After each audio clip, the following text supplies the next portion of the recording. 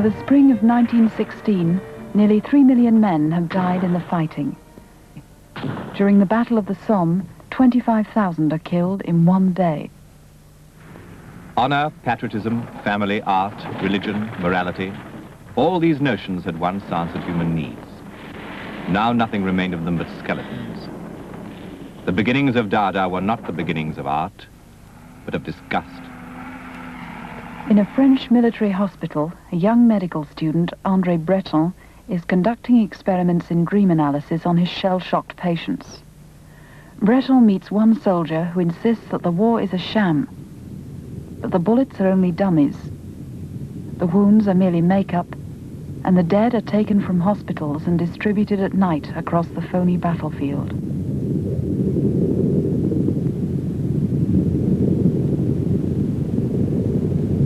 Dada war eine Bombe. Wir, die Dada, haben diese Bombe zum Platzen gebracht.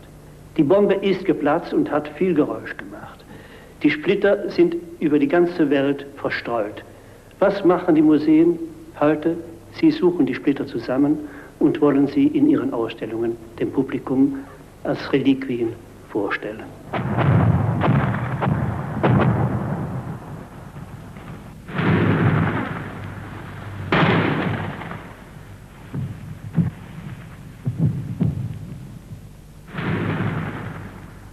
In the safety of neutral Zurich, Hugo Ball opens the cabaret Voltaire.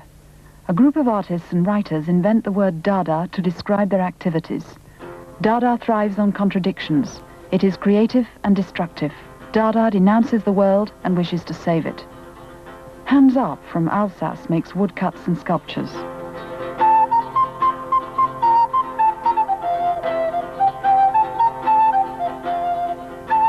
Dada wanted to replace the logical nonsense of man with the illogically senseless. Dada is senseless like nature. Dada is for nature and against art. Philosophy is of less value for Dada than an old toothbrush, and Dada abandons them to the great leaders of the world.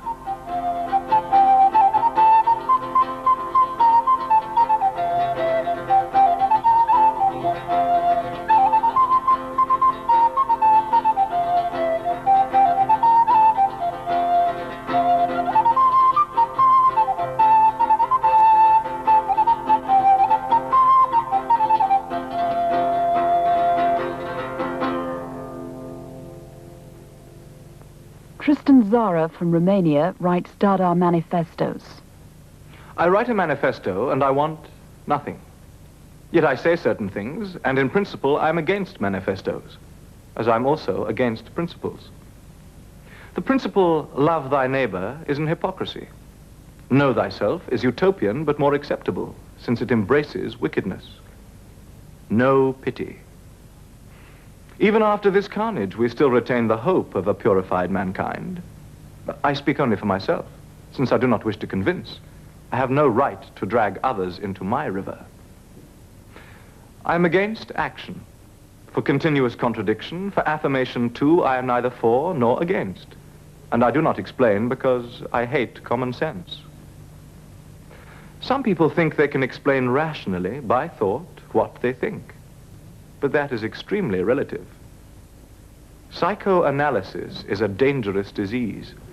It puts to sleep the anti-objective impulses of man and systematizes the bourgeoisie. The dialectic is an amusing mechanism which guides us in a banal kind of a way to the opinions we had in the first place. Marcel Janco from Romania makes masks for the cabaret. Janco has made a number of masks for the new show, which recall the ancient Greek or Japanese theatre, and yet they are totally modern. What fascinates us all is that they represent not human characters, but passions that are larger than life. The horror of our time is made visible. Out of cardboard, paper, horsehair and wire, he created lesbian sardines, languorous fetuses, ecstatic mice. In an effort to escape the monstrous egotism of the artist, Hans Arp proclaims the law of chance. What arrogance is concealed in perfection? Why struggle for purity and precision when they can never be attained? The law of chance, which embraces all other laws and is as unfathomable as the depth from which all life arises, can only be comprehended by a complete surrender to the unconscious.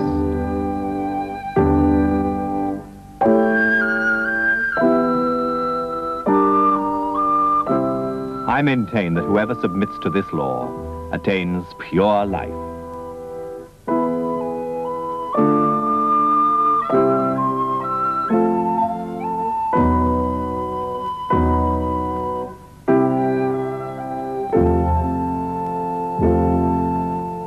Zara discovers the formula for Dada poetry.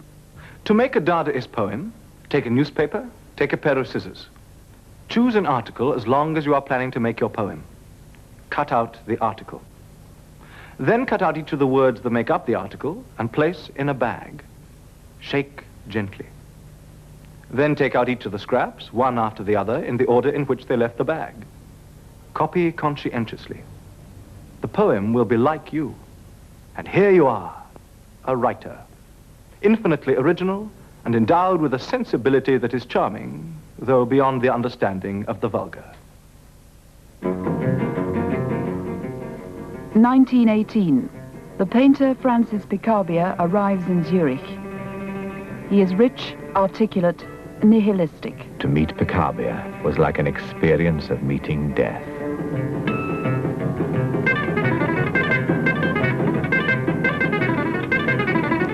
Picabia travels around the world producing copies of his magazine 391.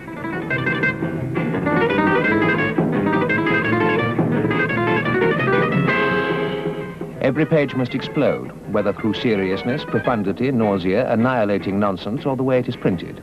Art must be unaesthetic in the extreme, useless and impossible to justify.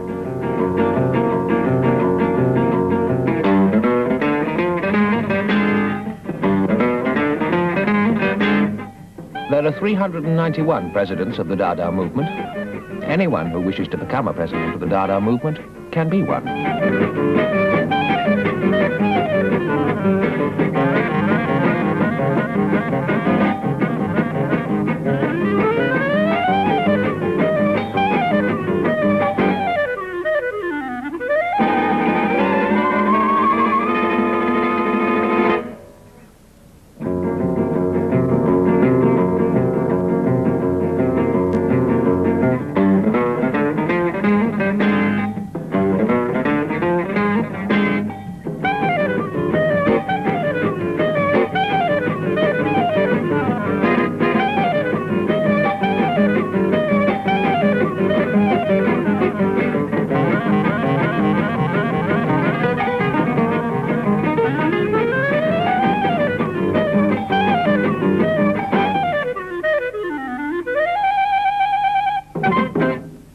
Picabia's magazines and mechanical paintings connect the Zurich Dadaists with the most hermetic and radical of all the anti-art artists, Marcel Duchamp. Born into a prosperous bourgeois family in Normandy, by the age of 25, Duchamp's painting has evolved through a rapid succession of styles.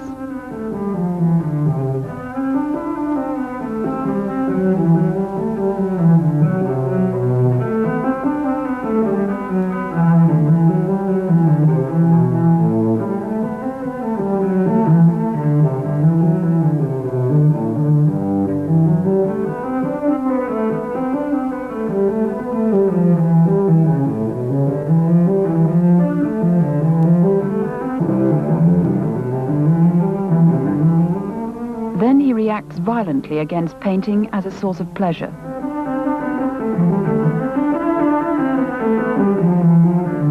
I wanted to put painting once again at the service of the mind, to establish myself as far as possible against pleasing or attractive paintings. 1912. Duchamp paints nude descending a staircase, an analysis of a moving figure influenced by photographic research. In one of Mare's books, I saw an illustration of how he delineated the different movements of people who fence or horses galloping. There was no flesh, only a simplified anatomy, up and down, the head, the arms and legs. 1913. Duchamp paints a chocolate grinding machine. It was there that I began to think I could avoid all contact with traditional pictorial painting, which is found even in my own nude descending a staircase. Taste is a habit, the repetition of something already accepted. Good or bad, it's still taste. But mechanical drawing upholds no taste, since it lies outside all pictorial conventions. Duchamp continues his struggle against the tyranny of taste by mounting a bicycle wheel onto a stool. Next, he selects a bottle rack from a Paris shop. He calls these objects ready-made works of art. To choose a ready-made, I had to beware of its look, because after 2 weeks you begin to like it, or hate it. You have to approach the object as if you had no aesthetic emotion. The choice of ready-mades is always based on visual indifference. 1915. Duchamp arrives in New York.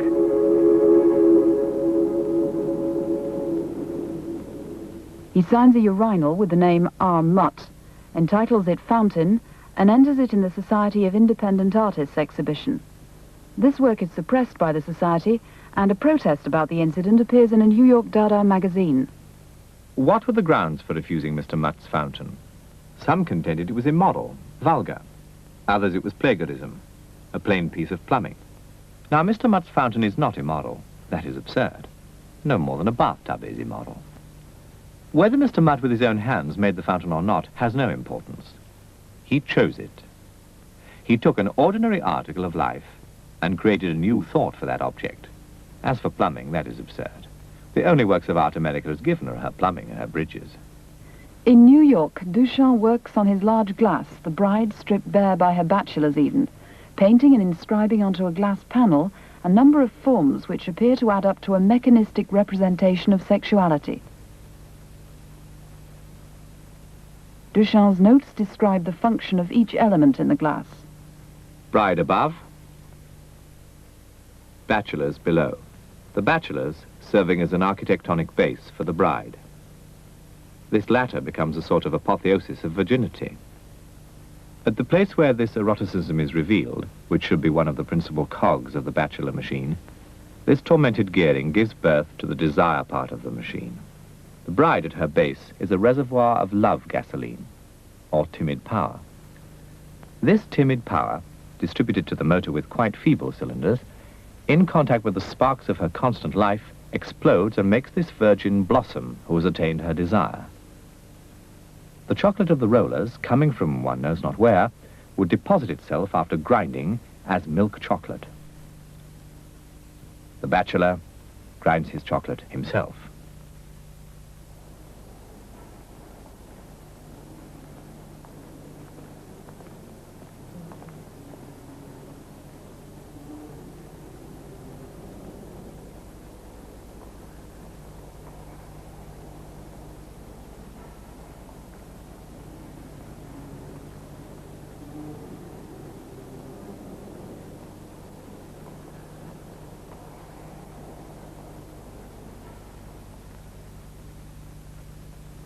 After 8 years of work on the large glass, Duchamp abandons the project, declaring his work is definitively incomplete.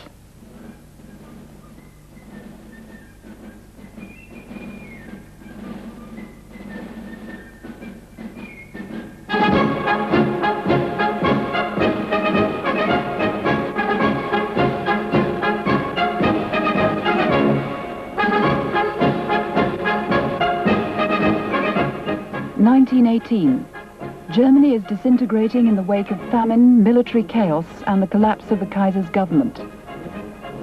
Richard Hulsenbeck brings Dada from Zurich to Berlin. In Berlin, Dada is primarily political and collective. The manifesto as a literary medium answered our need for directness. We had no time to lose. We wanted to incite our opponents and, if necessary, to create new opponents for ourselves. We hated nothing so much as romantic silence and the search for a soul. The soul can only reveal itself through direct action. The Dadaist Central Revolutionary Council demands 1. The international revolutionary union of all creative and intellectual men and women on the basis of radical communism. 2. The introduction of progressive unemployment through the comprehensive mechanization of every field of activity. 3. The immediate expropriation of property and the communal feeding of all. The erection of cities of light and gardens which will belong to society as a whole and prepare man for a state of freedom. We further demand daily meals at public expense for all creative and intellectual men and women on the Potsdamer Platz. Compulsory adherence of all clergymen and teachers to the Dadaist articles of faith. The most brutal struggle against the concealed bourgeois tendencies of expressionism. Introduction of the simultaneist poem as a communist state prayer.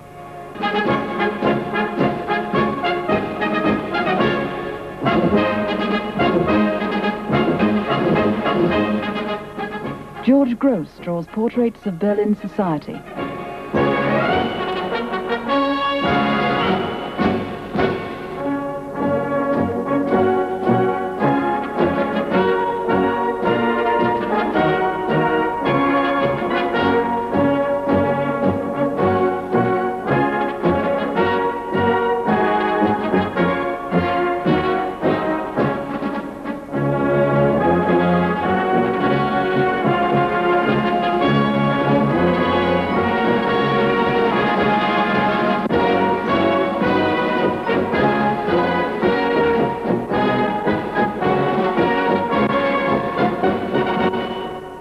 Members of the Club Dada include John Hartfield, George Gross, Hannah Hoch and Raoul Hausmann, who developed the technique of photomontage. The field of photomontage has as many possibilities as there are changes in the environment. Photomontage creates from totally disparate elements a new unity, which reveals a conceptually new image of the chaos of an age of war and revolution.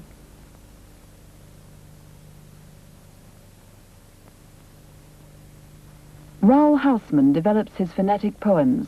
When language becomes petrified in the academies, ravaged and made barren by journalism, its true spirit takes refuge amongst children and mad poets. Ladies and gentlemen, Sir Dadaism speaks some historical poems phonetic from 1918.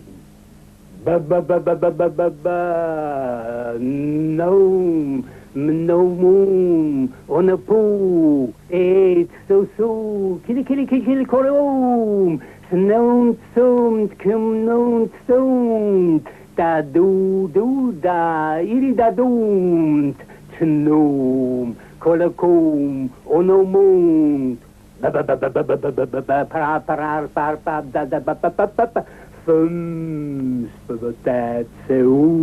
pagis,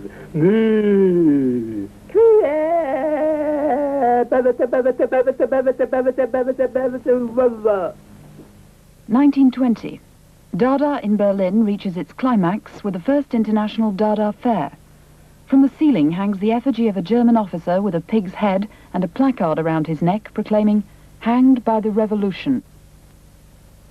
The answer to the question whether or not our work can be called art depends on whether or not the future belongs to the working class.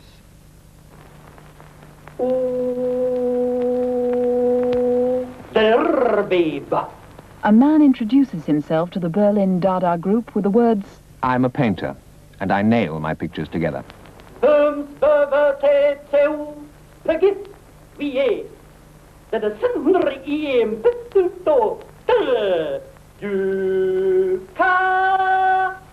He applies for membership of the Club Dada, but is vetoed on account of his bourgeois face.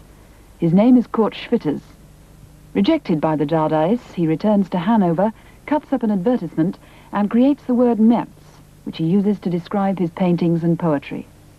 Metz stands for freedom from all fetters for the sake of artistic creation. Metz is as tolerant as possible towards its materials. I saw no reason that old tickets, pieces of driftwood, wire, wheels, buttons, rubbish from attics, should not be used for paintings on an equal footing with pigments manufactured in paint factories. To some extent, this was a social point of view, but above all, it was the ultimate in logical consistency. B, B, B, B, B. Oh.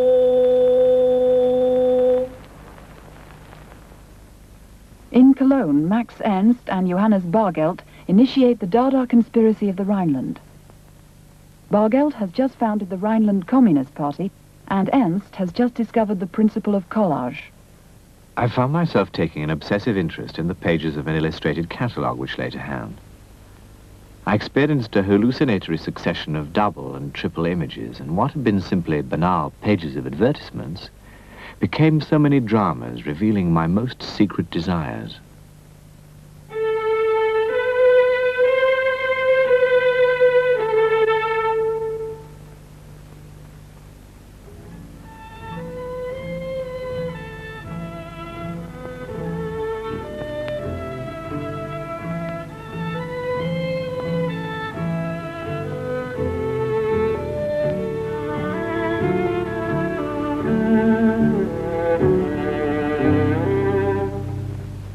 In 1920, Tristan Tzara brings Dada from Zurich to Paris, where he is awaited like a messiah. La chanson Dada, musique de Georges Auric. La chanson d'un dadaïste qui n'était ni gai ni triste et aimait une bicycliste qui n'était ni gai ni triste. Mais l'époux le jour de l'an s'arrête tout et dans une crise en voyant au Vatican leurs deux corps en trois valises. Ni amant, ni cycliste, n'était plus ni gai, ni triste. Mangez de bons cerveaux, lavez votre soldat. Dada, dada, buvez de l'eau. In Paris, Duchamp paints a moustache onto the Mona Lisa. André Breton is editing the magazine Littérature, which becomes the mouthpiece for Dada in Paris. Tzara and Breton write manifestos. Picabia designs magazines. Dada organizes excursions and outrages. At the Salle Gaveau, we created a great scandal. For the first time in the history of the world, people threw at us not only eggs, salads and pennies, but beefsteaks as well. It was a great success. The audience was extremely Dada. Tonight's performance will include a ballet for 3 feathered sardines and the reverie of the forsaken brontosaurus. Dada is not a mystification. It is the entire human mystery. We were right to be suspicious. Dada is clearly a facade for German infiltration. Dada, a limited company for the exploitation of the vocabulary. Double your income with Dada. Only Dada is worth the investment of intellectual capital. The picturesque is the opposite of art. Art is the opposite of life. If you read André Gide aloud for 10 minutes, your breath will stink. The first mechanical work of art was created by Mrs. Tzara, the day when she brought little Tristan into the world. If you wish to keep your ideas clean, you must change them regularly, like your shirts. Dada has become as boring as the Académie Française. In an effort to prolong its life, Dada has become sealed up inside itself. True Dadaists are against Dada. By 1922, the Dadaists are bringing out entire magazines devoted to insulting each other. Tzara and Breton and Picabia quarrel violently. Dada has destroyed itself. Francis Picabia writes the scenario for René Clair's film Entr'acte.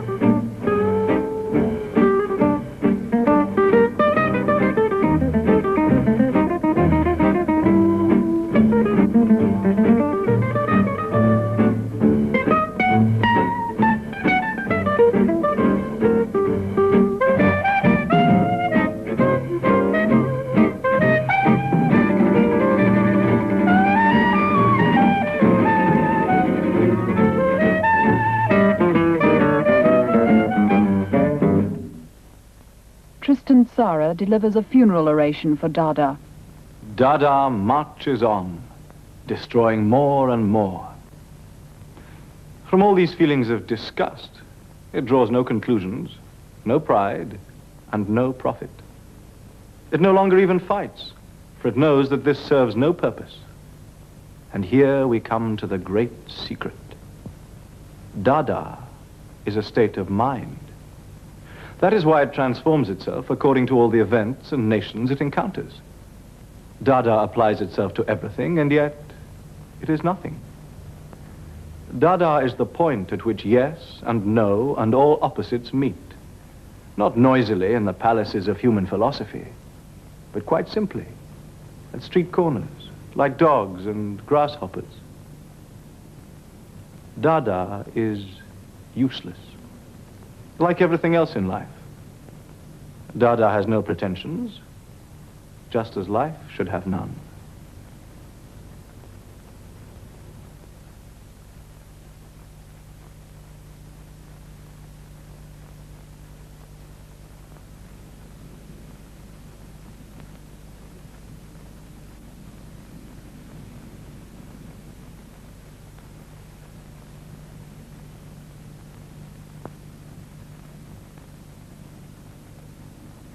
From the debris of Dada, André Breton begins to organize a more positive direction for the energy Dada has unleashed. Leave everything. Leave Dada. Leave your wife. Leave your mistress. Leave your hopes and your fears. Sow your children in the corner of a wood. Leave the substance for the shadow. Set out on the road. Breton's system is searching for access to the unconscious.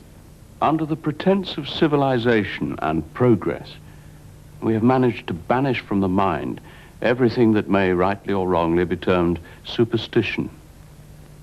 Forbidden is any kind of search for truth that does not conform with accepted practices. It was apparently by pure chance that part of our mental world, which we pretended not to be concerned with, in my opinion, the most important part, has been brought to light. For this, we must give thanks to Sigmund Freud. The imagination is perhaps on the point of reasserting itself, of reclaiming its rights. Breton becomes the central figure of a group of writers and artists seeking a new balance between conscious and unconscious thought. He responds to the mystery implied by Giorgio de Chirico's paintings. De Chirico writes, What will the aim of future paintings be? To create previously unknown sensations, to strip art of everything routine and accepted, to see everything, including man, as the thing itself. For a work of art to be truly immortal, it must go beyond the limits of the human. Common sense and logic will fail. In this manner, it will approach the dream and mentality of childhood.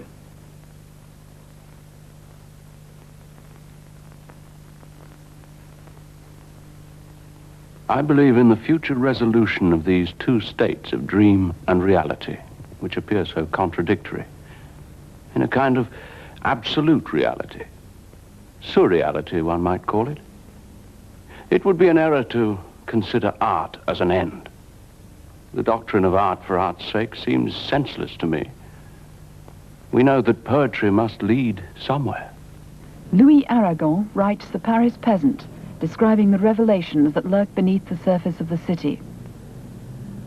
Man no longer worships the gods on their heights. Solomon's temple has slid into a world of metaphor. But there are other places where men go calmly about their mysterious lives, where a profound religion is gradually taking place. I begin to discover the face of the infinite behind the concrete forms which escort me through this world. Reality is the apparent absence of contradictions. The marvelous is the eruption of contradictions within the real. Love is a state of confusion between the real and the marvelous. When the marvelous is dispossessed, the abstract moves in. Surrealism. Pure psychic automatism by which it is intended to express, either verbally or in writing, the true function of thought. Thought dictated in the absence of all control exerted by reason, outside all moral or aesthetic preoccupations. The first phase of surrealist art is intuitive. André Masson develops the technique of automatic drawing. I begin without an image or plan in mind, but paint or draw rapidly according to my impulses. Gradually, in the marks I make, I see suggestions of figures or objects. I encourage these to emerge, trying to bring out their implications, even as I now consciously try to give order to the composition.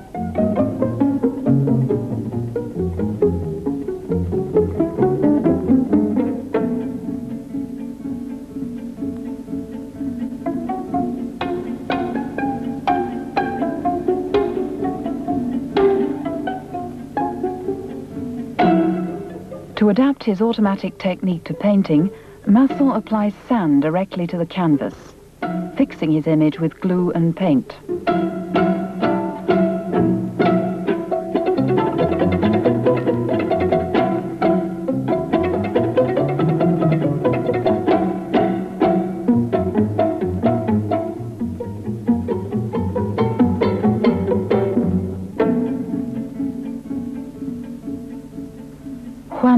Develops a system of intuitive signs within his paintings. Rather than setting out to paint something, I begin painting, and as I paint, the picture begins to assert itself under my brush. The form becomes a sign for a woman or a bird. For me, a form is never something abstract. It is always a sign for something.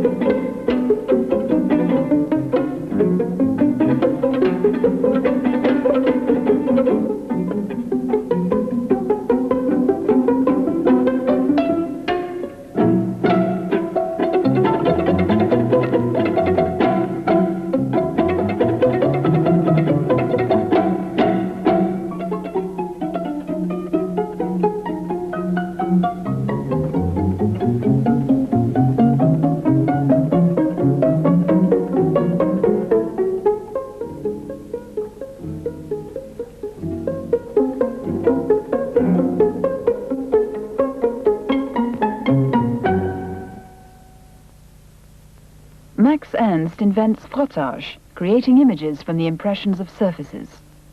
On August 10th, 1925, I was struck by the obsession exerted upon my excited gaze by the floor. At random, I dropped pieces of paper and rubbed them with black lead. I was surprised by the sudden intensification of my visionary faculties.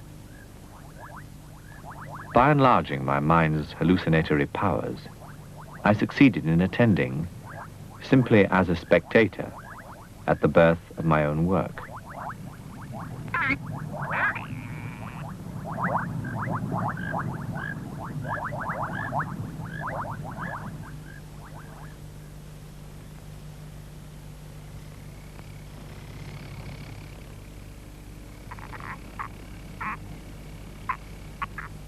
To advance their exploration of the unconscious, the Surrealists open a research office and issue their own visiting cards.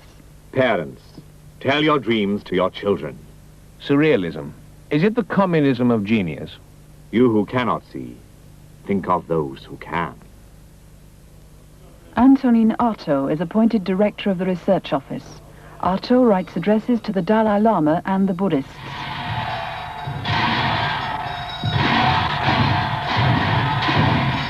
We are your very faithful servants, O great Lama. grant to us your wisdom in a language our contaminated European minds can understand. We are surrounded by roughneck popes, scribblers, critics, dogs, whose thoughts are earthbound, who think incorrigibly in the present. Teach us, Lama, material levitation of the body and how we can be held no longer by the earth. Hurl back into the ocean those white men who arrive with their small heads and well-behaved minds. We suffer from a corruption, the corruption of reason. Logical Europe endlessly crushes the mind between the jaws of two extremes. It opens and recloses the mind.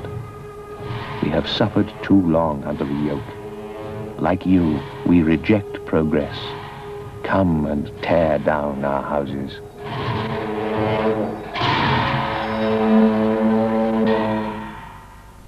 (1928). Salvador Dali arrives in Paris, aged 24. He denounces Cézanne as a very dirty painter and bases his own style on pure illusionism.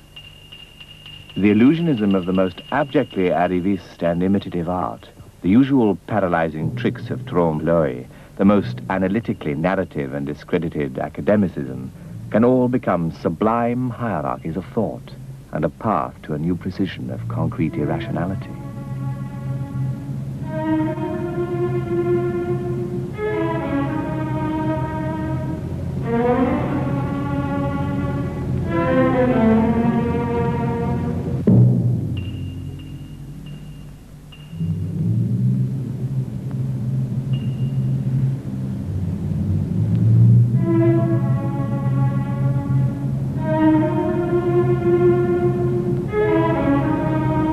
From his reading of Freud and Lacan, Dali develops his paranoiac critical method. Paranoia makes use of the external world to impose its obsessive notions with disturbing particularity. The external world serves as an illustration, placed at the service of the mind's reality.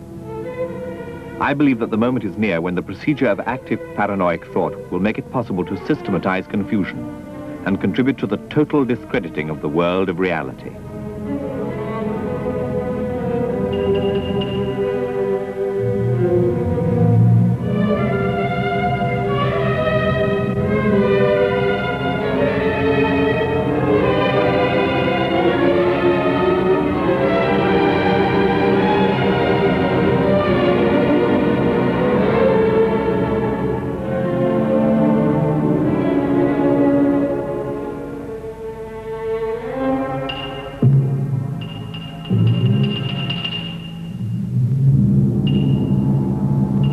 Dali's arrival coincides with the second phase of Surrealism, creating concrete models of irrationality.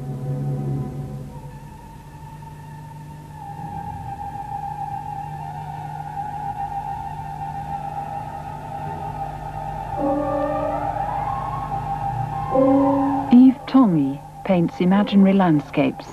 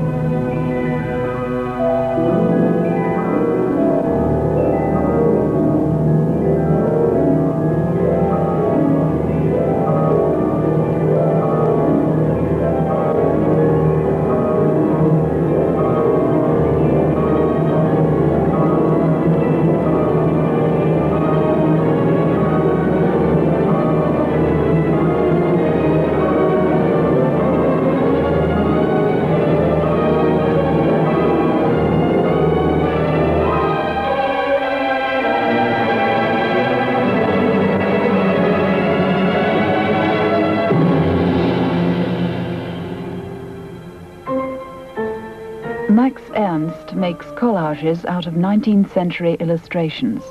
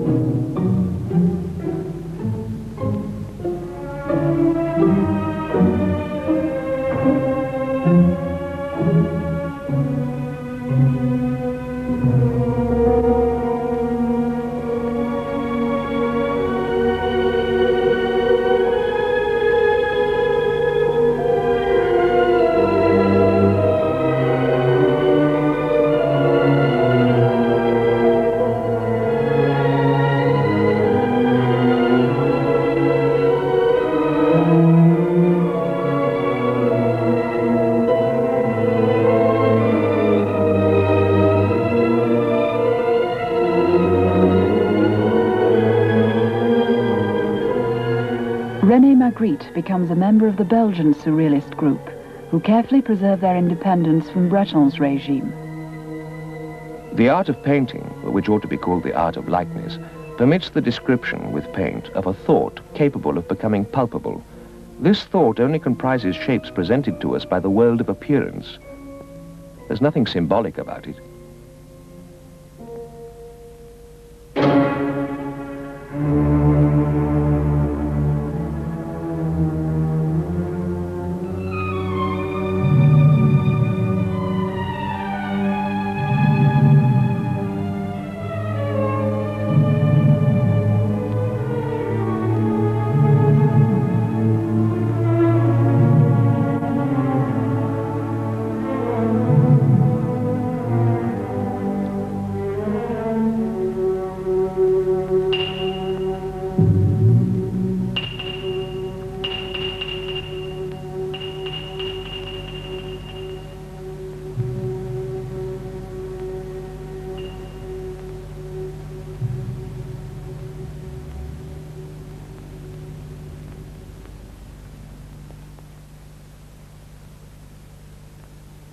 Alberto Giacometti creates sculptures which he calls objects, designed to arouse unconscious desires.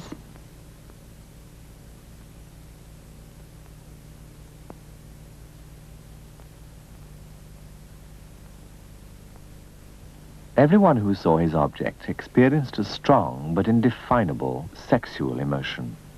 This emotion was not one of satisfaction, but of disturbance, like that imparted by the irritating awareness of failure.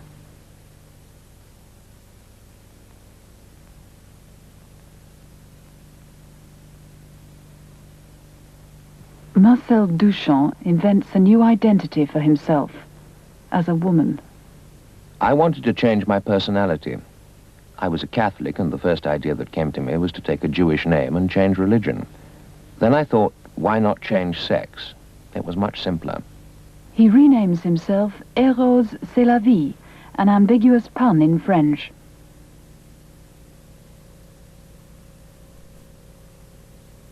In the poetry of Paul Éluard and the photographs of Man Ray, love is celebrated as the supreme surreal moment, the ultimate fusion of the self with the other. She is standing on my eyelids, and her hair is in mine. She has the shape of my hands. She has the color of my eyes. She is engulfed in my shadow like a stone against the sky. Her eyes are always open. She does not let me sleep. Her dreams in broad daylight make suns evaporate, make me laugh, weep, and laugh, and speak, without anything to say. Duchamp creates a few works within his new identity, but during the 1920s and 30s, he appears to abandon art and seems to spend most of his time playing chess. I like living, breathing, better than working. If you wish, my art would be that of living. Each second, each breath is a work which is inscribed nowhere, which is neither cerebral nor visual. It's a sort of constant euphoria.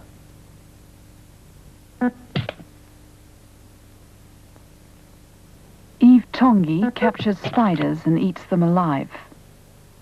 Salvador Dali opens exhibitions dressed in a diving suit. Benjamin Perret insults priests passing in the street. The Surrealist movement seems to be caught between the world of bourgeois art and the realm of irrational behavior. André Breton sees only one solution, and in 1927 he applies for membership of the Communist Party of France.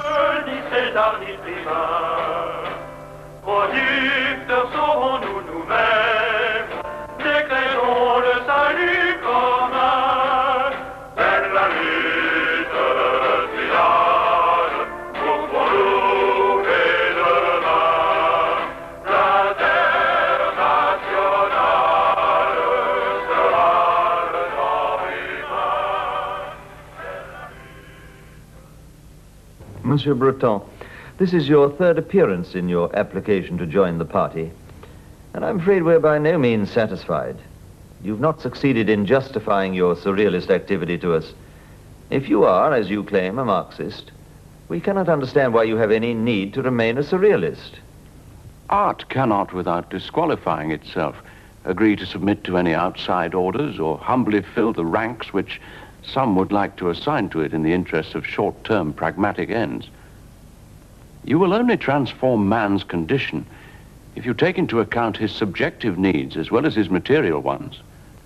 If you ignore them, then communism will only create new forms of alienation. What we want is a proletarian art that will describe proletarian life and proletarian aspirations. Bourgeois culture is dying. It is the artist's job to help lead the workers towards a new popular art that will emerge with the liberation of the masses. But you are asking the impossible. How can a bourgeois artist be anything but inept at translating the workers' aspirations? Trotsky has already argued that it is pointless to contrast proletarian and bourgeois culture in the pre-revolutionary period. To the extent that a culture is proletarian, it is not yet a culture. To the extent that there is a culture, it is not yet proletarian. But look at your pasts. Your comrade, Monsieur Aragon, recently referred to the Russian Revolution as a vague ministerial crisis and made silly jokes about doddering Moscow. You've taken a very sharp turn since then, haven't you? Why should we believe that your present view of the revolution is your real one? And look at your backgrounds. Your outrages at literary parties don't impress the workers. They see you as the spoiled children of cafe society.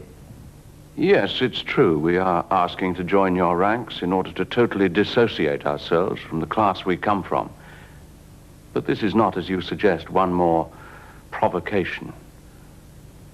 We are far too conscious of the way bourgeois society tames its rebels, savoring the poison and calling it entertainment or avant-garde. Thought, art, even spiritual revolt can be reduced to a commodity. We can only avoid assimilation by writing hermetically, by not making ourselves obvious to every department store shop assistant. Mystery is frightening. Only the unclassifiable, the indefinable, is disconcerting and can be used to shake the complacency of the bourgeoisie. But think about whom you attract. It's the bourgeoisie who lap up your scandals. Your blasphemies and erotic outrages only charm the jaded palate of the anarchist set amongst the aristocracy. Don't you see that since your works are appropriated and misinterpreted, it is necessary first to make a social revolution? After that, you can think about poetic authenticity. To be anxious for such luxuries now is simply a diversion. It encourages hope where there is none. No, I cannot accept that. Of course, we regret the public treatment of our work. Of course, we do not wish for their patronage. Perhaps it is true that we are wild beasts in a cage, but that does not make us wild beasts any the less.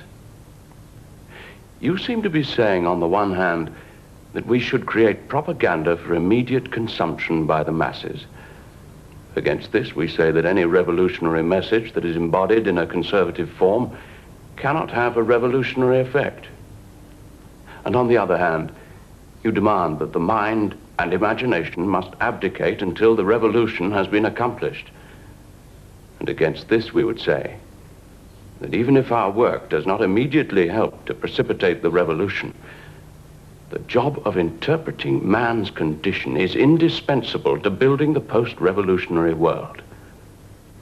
Every mistake in the interpretation of man involves a mistake in understanding the universe and becomes an obstacle to its transformation.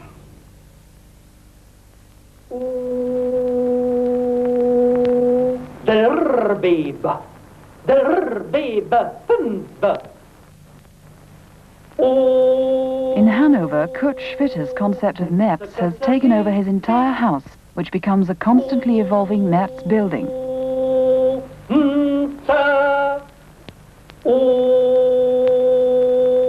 Schwitters continues to create Metz magazines, Metz collages, and Metz poetry. Lanke Torgel, oka, oka, oka, oka. Lanke Torgel, pi, zuka, zuka, zuka, zuka. Lanke Torgel, brum, brum. Lanke Torgel, tiulen trill. Lanke Torgel, tiu, iu, tiu, au, tiu, iu, tiu, a. Tiu, iu, tiu, au, tiu, iu, tiu, o. Tiu, iu, tiu, au, tiu, iu. Lanke Torgel, oka, oka, oka, oka. Lanke Torgel, brum, brum. Lanke Torgel.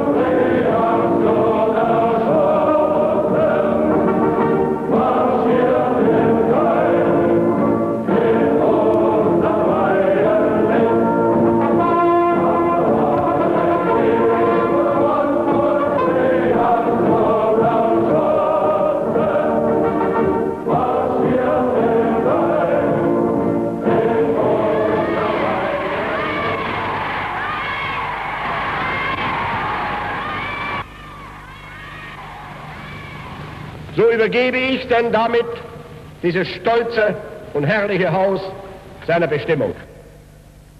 In Munich, Adolf Hitler opens the National Socialist Museum of Pure Aryan Art.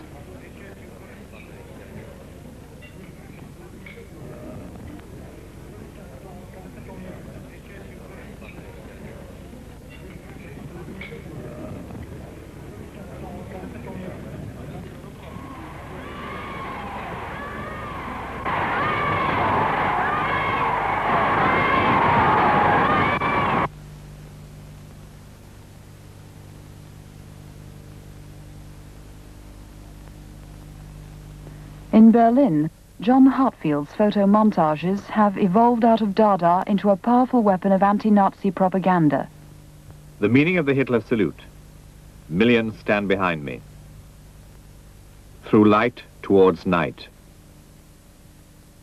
Goering, the butcher of the Third Reich. War and corpses, always the hope of the rich.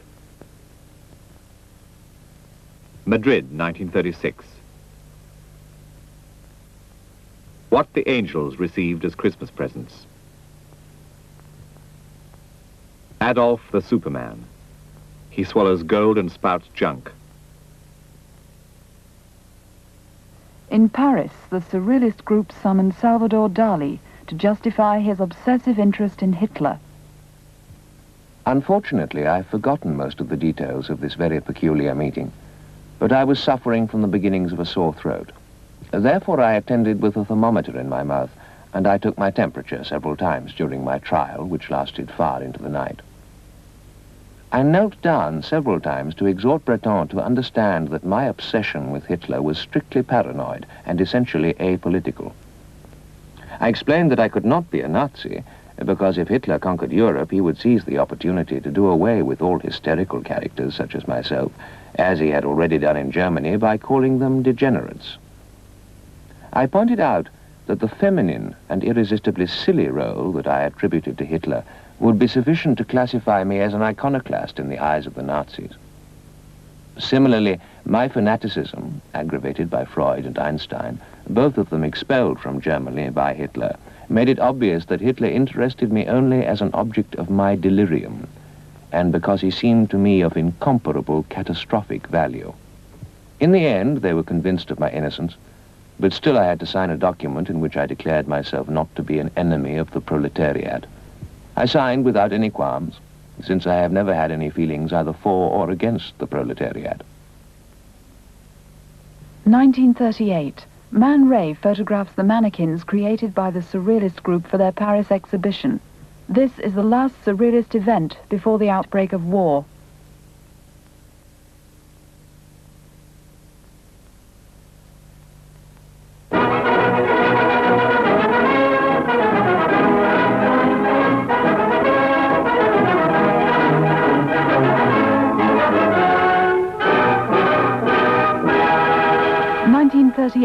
Sigmund Freud arrives in London, a refugee from the Nazis.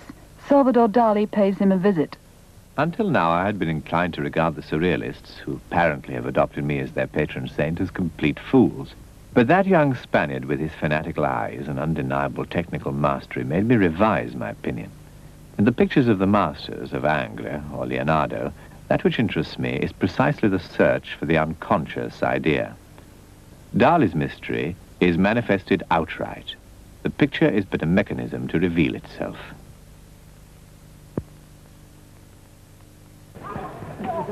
Mexico is about the only land that will have him. So here he is, Trotsky, landing at Tampico with his wife. Once Lenin's army, he's dodged about from country to country, and one after another the men on trial in Moscow confess that they've been plotting under his direction. But Trotsky himself finds a refuge. After the collapse of his alliance with the Communist Party, Breton travels to Mexico and meets Trotsky. Together they write a manifesto and make plans for a federation of independent revolutionary artists. In art, man expresses his need for harmony and a full existence which class society constantly denies him. That is why there is always implied a conscious or unconscious, active or passive, optimistic or pessimistic protest against reality in any authentic artistic creation. Art can be the revolution's great ally only insofar as it remains true to itself.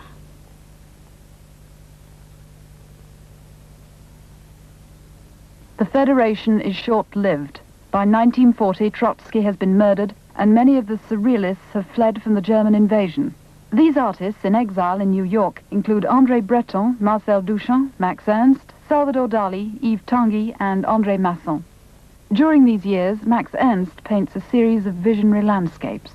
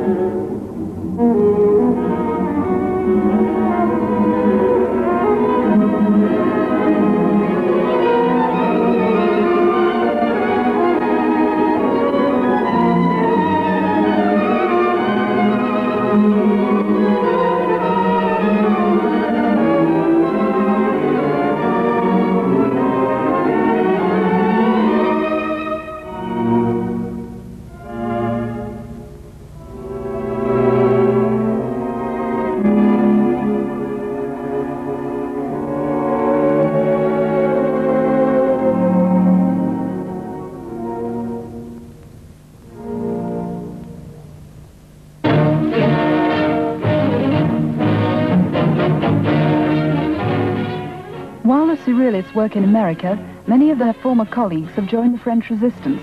Forces of the French underground swarm against the Nazi and fight behind barricades as the Parisian masses have fought in many an insurrection. Patriot fighters blaze away at German troops and buildings. They're shooting everywhere. Children hurried across a street to safety, out of a bullet-swept area. Scenes of the Paris uprising filmed by a French newsreel cameraman attached to the Patriot forces. A wounded French Negro of the underground fighters. And there's a German soldier. They're shooting at him. With terrifying realism, this starkly dramatic motion picture film shows the death of a Nazi killed by Patriot gunners. A woman takes his gun.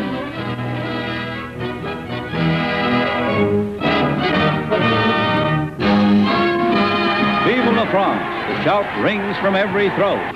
De Gaulle, symbol of free France. And resurgent Paris cheers to the strains of the Marseillaise.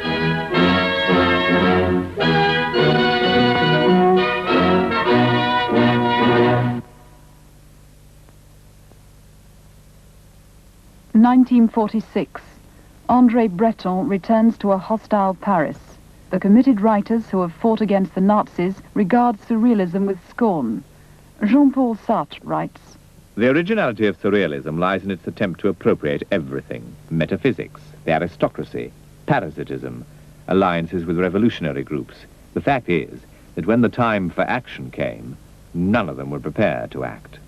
Some of them killed themselves. Others are in exile. Those who remain are in exile amongst us. Tristan Tzara is now a member of the Communist Party and a veteran of the French resistance. Where is surrealism today? And how can it justify itself historically when we know that during the occupation it has been absent from this war, absent from our hearts, and from our actions? The sole voice of surrealism able to appear freely during the war was a luxurious magazine published in New York. It did not contain the slightest mention of the Nazi occupation, or of those who had other concerns than the playing of harmless surrealist games. History has passed surrealism by.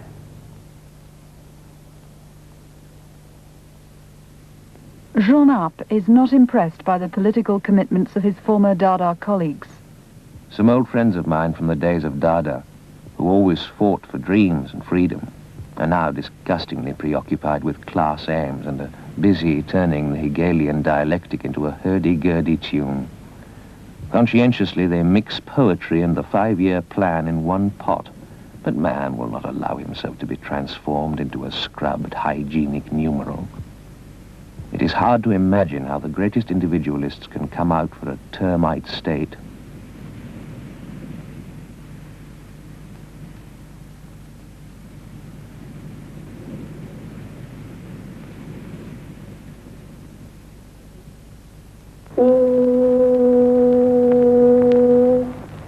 B, B, B, B, B. O, T, T, T, T, T. Kurt Schwitters has fled from Germany to Norway, from Norway to England. After the war, he moves to the Lake District, creating Metz collages out of English materials.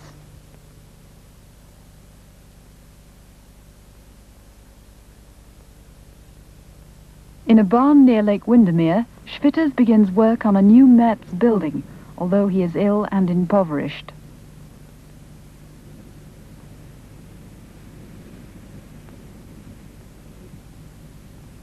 In 1948, Kurt Schwitters dies, with one wall nearly completed.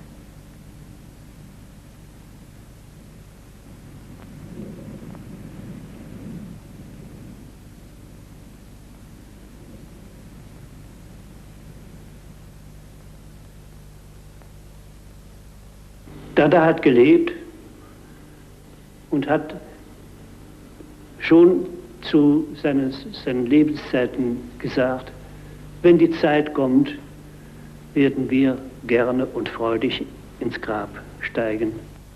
1954, Max Ernst is awarded the painting prize of the Venice Biennale. When he accepts it, he is expelled from the Surrealist group.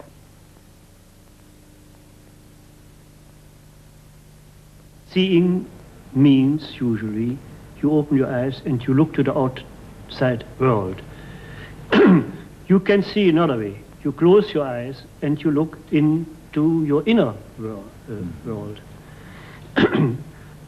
And I believe the best to do is to have one eye closed and to look inside, and this is the inner eye. With the other eye, you have it fixed on reality, what is going on around in the world. If you can make a kind of a synthesis of these two important worlds, you come to a result which can be considered as the synthesis of objective and subjective life. The inner world and the outer world work together to make me a revolutionary painter. And when I paint, I feel absolutely free. The one big danger is that you lose your mind. Madness is always in the background and menaces you. I was born with a very strong feeling of freedom, liberty. That means also with a very strong feeling of revolt. Revolt and revolution is not the same thing.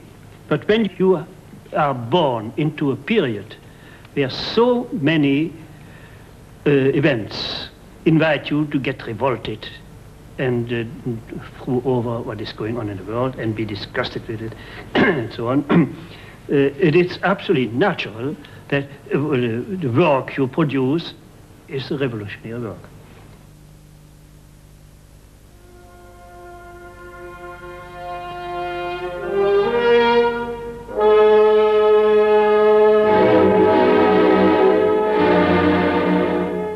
Salvador Dali is written out of the Surrealist movement by André Breton.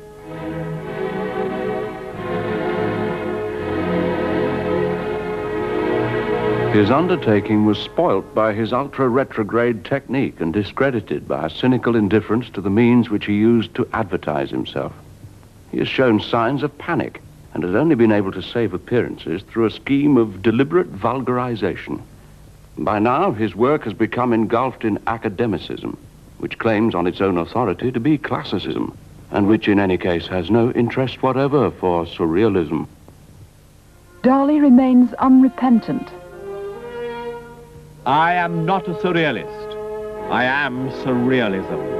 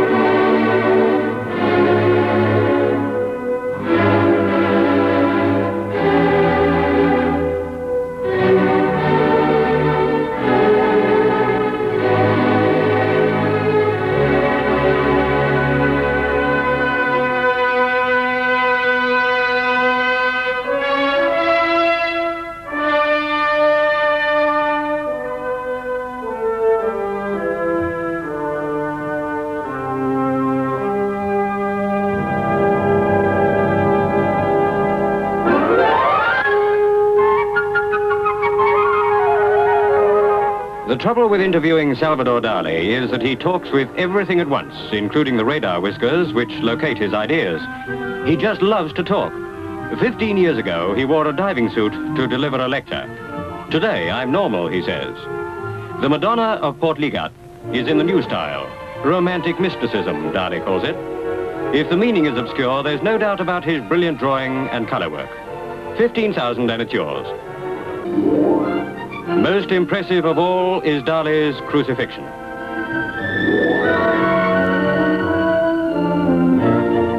In Atomic Angel, bikini is very evident. The trouble with these exciting talks on art is that you never know where they'll end when you talk to atomic painters. After the war, André Breton has parted company with many of his former friends. He displays less interest in politics or psychology, and his final attempt to reconcile dream with reality lies in the art of magic. In spite of all reservations one may have as to its principles, the occult is extremely interesting in that it maintains in a dynamic state the infinite system of correspondences that lies at man's disposal, giving him the key to relations which are capable of linking objects apparently unconnected and partially uncovering the mechanism of universal symbolism.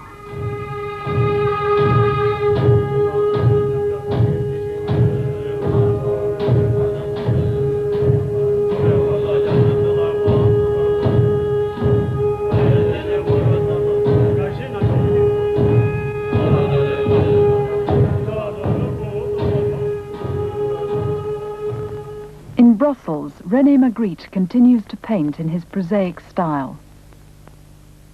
The other day, someone asked me what the relationship was between my life and my art. I couldn't really think of any, except that life obliges me to do something, so I paint. I do not believe that man decides anything, either the future or the present of humanity. A universe of chance? I don't know. Unknown forces?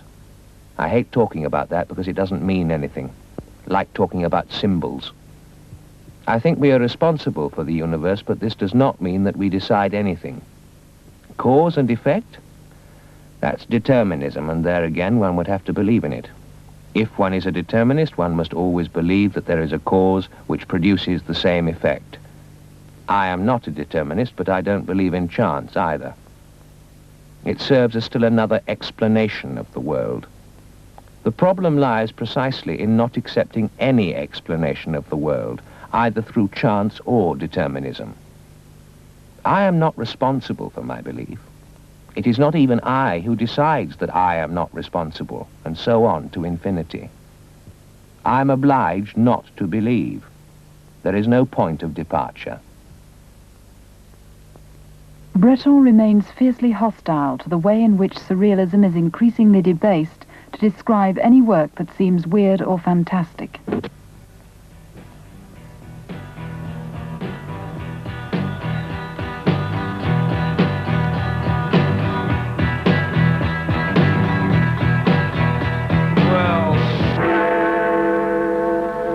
It's exactly 9 Quasimodos, so over to the newsroom. Pablo Picasso was never called an asshole.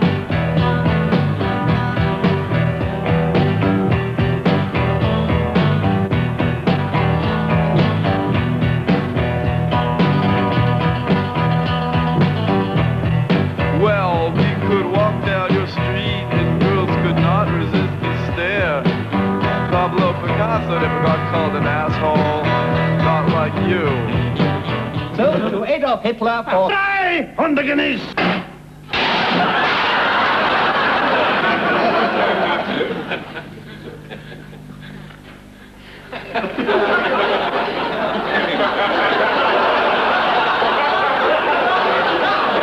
I hear they're ready for us now at the start of the main race this afternoon, so let's go right away and join Peter at the start. Well, they're under starter's orders for this very valuable Queen Victoria handicap. And they're off. And Queen Victoria is the clean jump ball, followed by Queen Victoria, and Queen Victoria. It's Queen Victoria still the back marker as they approach the halfway mark, but making ground now and starting to pass Queen Victoria. With Queen Victoria, and Queen Victoria still well placed as they approach the first fence. And at the first fence is...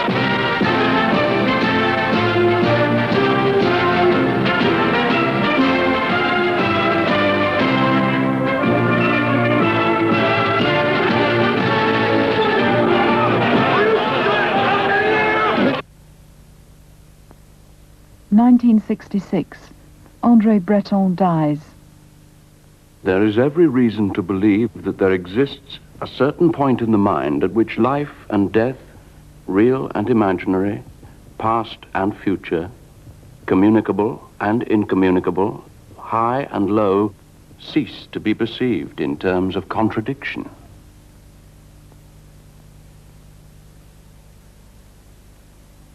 On the death of his friend, André Breton, Marcel Duchamp says, I have never known a man who had a greater capacity for love. Breton loved like a heart beats, and you cannot understand anything about his hatreds if you don't realize he acted in this way to protect his love for life, for the marvelous in life. He was the lover of love in a world that believes in prostitution.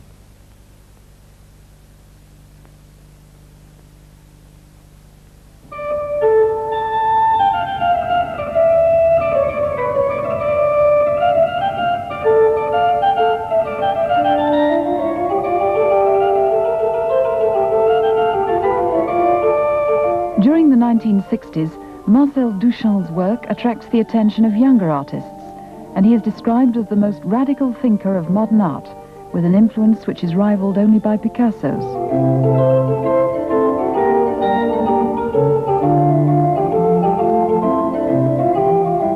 Major retrospective exhibitions of Duchamp's work are organized.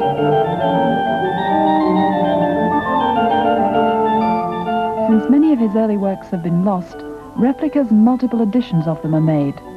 The large glass has been cracked, but 2 reproductions are constructed.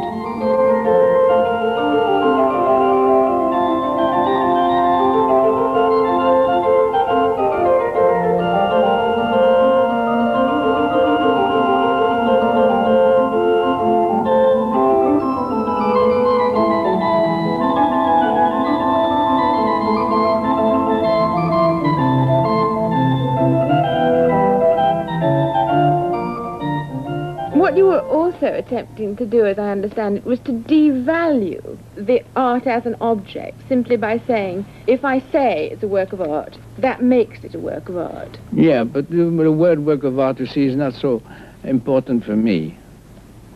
I don't care about the word art because it's been so, discredited and so forth. But you in fact contributed to the discrediting, didn't you, quite deliberately? Deliberately, yes. So I really want to get rid of it, because the way many people today have done away with religion. There's a sort of, I don't know, but this is a difficult position because I've been in it all the time and still want to get rid of it, you see? And I cannot explain everything I do because I do things or people do things and don't know why they do it, you know? You see, the anti-art movement of Dada, in fact, was proved to be in the interest of art because it regenerated and revived and freshened people's attitude to it. Yes, sure. Do you, in fact, anticipate that your own contribution, when the final reckoning comes, will have, in fact, contributed to something called art? I did, in spite of myself, if you wish to say, but I'm sorry. In other words, I would like, but at the same time, if I did, or I had done it, I would completely have been not even noticed, or people would haven't said anything. All right, there are probably 100 people like that who have given up art and condemned it and proved to themselves that it isn't necessary, no more than religion and so forth. And who cares for them? Nobody is. But in terms of the activities of the Dada group, other than painting, the sort of happenings that they devised are in fact happening again. They are called happenings today. Yeah. Do you ever see or engage in these, or? The point that they've brought out so well, an interesting one, is they play for you a play of boredom. It has been, I'm not discovering that, but it's very interesting to have used boredom as a name, aim to attract the public. In other words, the public comes to a happening not to be amused, to be bored. And that's quite an invention, quite a contribution to new ideas, isn't it? When you set out to challenge all the established values, your means was shock. You shocked the cubists, you shocked the public, you shocked the buying public. Yes. Do you think the public can be shocked anymore by anything it sees? Finish. That's over. You cannot shock the public. Do you regret the loss of shock, or do you think it's really the artist's fault that in fact the public are simply always expect to be shocked? No, but the shock would be of a different way, a different character. You see, by shocking at that time, or shocking alongside the old channels, so to speak, but probably the shock will come of something entirely different. As I said, non-art, an-art, you say A-N-I-A-R-T, see, without no art at all, and yet something would be produced, because after all, I think the word art from etymologically means to do. Not even to make, but to do, you see. And the minute you do something, you are an artist. In other words, but you are not so, you don't sell your work, but you do the action. In other words, art means action, means activity of any kind. Everyone. Everyone. But our society, has decided to make a group that be called artists, a group called doctors, and so forth, which is purely artificial. You said in the 20s you proclaimed art is dead. It isn't, is it? Yes, well, that's what I meant by that, you see. I meant that it's dead by the fact that instead of being singularized in a little box like that, so many artists in so many square feet, by the fact that it would be universal. It would be a human factor in anyone's life to be an artist, but not noticed as an artist. You see what I mean, the difference? Marcel Duchamp, thank you very much. Well, I'm delighted.